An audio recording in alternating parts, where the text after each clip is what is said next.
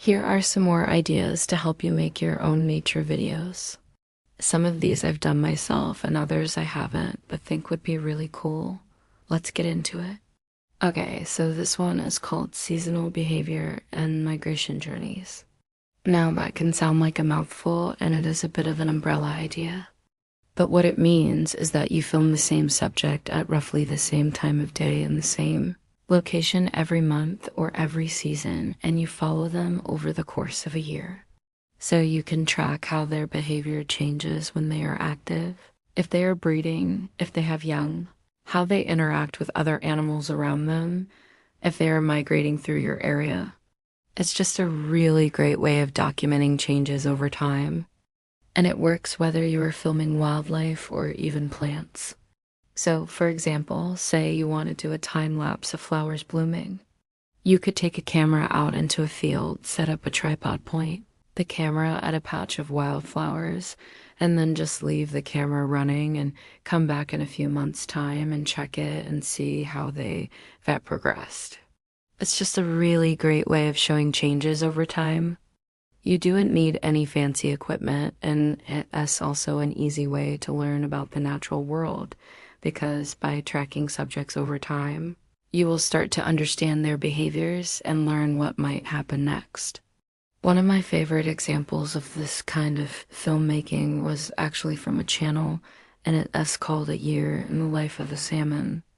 It is actually a 4-part series that follows salmon throughout the year from spring through to winter, and he filmed them leaping up waterfalls, swimming through the forest after they had been trapped behind a landslide, fighting each other for territory, and ultimately spawning.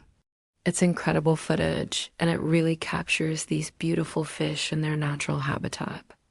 I've also done something similar following foxes in Richmond Park here in London over the course of a year, and I learned so much about them and their behavior and their social interactions, and I got some pretty cool footage too. I didn't realize that Richmond Park was such a great place for wildlife until I started hanging around here, and I think that is one of the benefits of this type of filmmaking.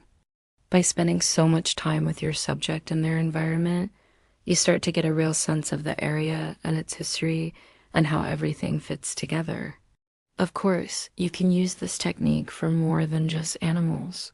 You can also capture the change of seasons and landscapes. A friend did this in Snowdonia National Park in Wales, where he set up a time lapse in a beautiful valley and documented the changing colors of the leaves over the course of a year. Another friend did something similar, but with a twist. He followed the river throughout the year, and his time lapses weren't just of the landscape. He also included some shots of the wildlife that live there, like dragonflies and kingfishers and otters.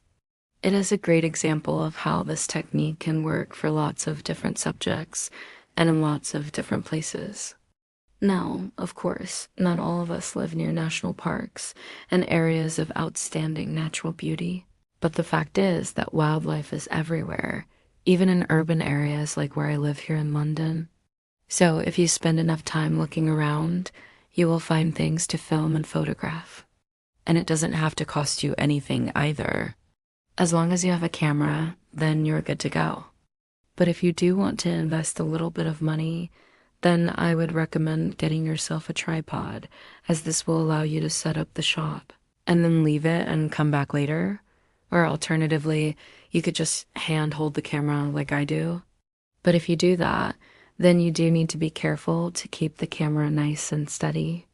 And remember that although this technique can work in any environment, it is always best to try and minimize your impact on the wildlife around you. So do stick to well-used paths and try not to disturb the animals or their habitats. And obviously, if you do see anything that looks rare or unusual, then do report it to the local wildlife authorities so that they can protect it. Okay, so that leads me honestly to my next tip, which is to look out for unusual or rare wildlife. And I wouldn't normally put 2 tips together, but they're so linked in my mind that I thought it was worth doing. So yeah, let me explain. When you are out filming wildlife, keep an eye out for anything that looks unusual or rare. This could be a bird that you've never seen before, or a mammal that looks particularly big or small, or maybe a dragonfly that has an extra set of wings. Seriously, just look around you.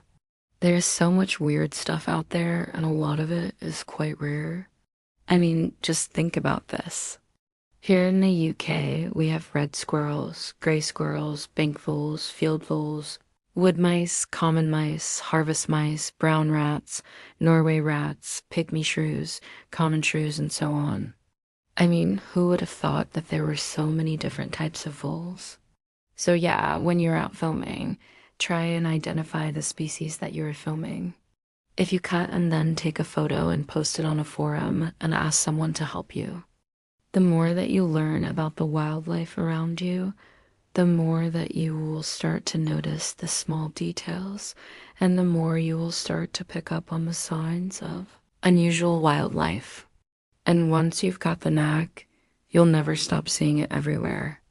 I mean, seriously, you only have to look at some of my videos and you can see how much wildlife there is in this country. We've got adders, sand lizards, fire salamanders, a whole host of bats, all sorts of beetles and butterflies, dragonflies, damselflies, and much, much more. So keep your eyes peeled and you never know what you might find. If you do spot something unusual, then it's probably best to leave it alone unless you have the appropriate licenses, of course. But it's always worth taking a photo and sharing it with friends and family or posting it online. You never know who you might reach, and you never know what you might find. Okay, so those are my top tips for finding and filming wildlife. I hope they've given you some inspiration for your own nature videos, and I hope you go out there and start exploring the world around you. In my next video, I am going to be giving you my top tips on how to film birds. Now, I've been filming birds for years, and I've learned a lot of lessons along the way, some of which have involved me falling down a very long hill. Yeah, I'm not joking. So yeah, do watch that next week to find out how to avoid my mistakes. Thank you so much for watching. Don't forget to subscribe, and I'll see you next time. Bye bye.